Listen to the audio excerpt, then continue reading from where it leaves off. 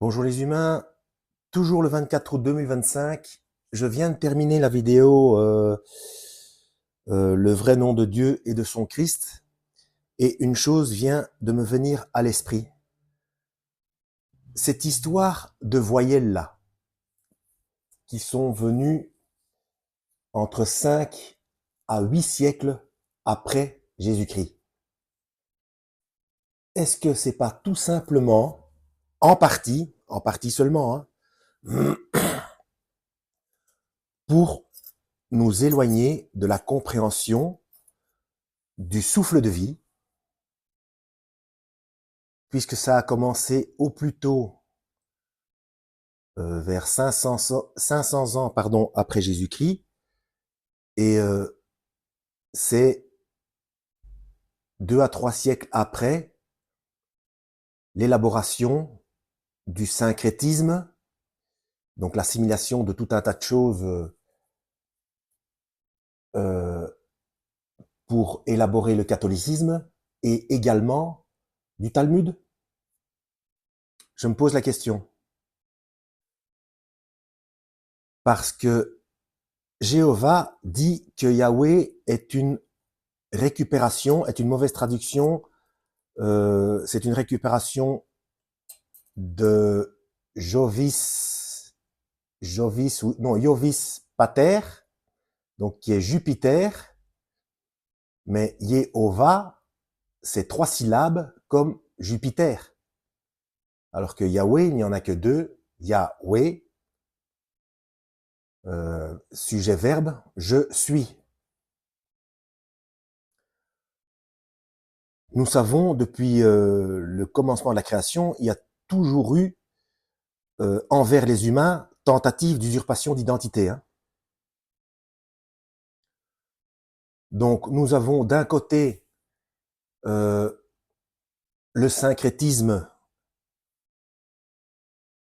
qui a commencé à être élaboré par Constantin, donc tout le panthéon des dieux romains remplacé euh, par les noms, enfin même pas par les noms, enfin oui, en quelque sorte, et même pas exactement correct, de dieux des saints, enfin, en faire des saints en plus, un grade, euh, et Marie, donc Myriam, etc., d'un côté, et de l'autre, ajout, ajout de voyelles et d'explications qui sont pour la plupart logiques.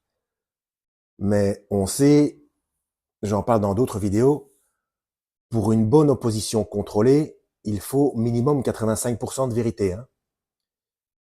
Et également, euh, des choses qui paraissent contradictoires peuvent être complémentaires. Et enfin, tout ça, ça fait partie du processus de manipulation des humains.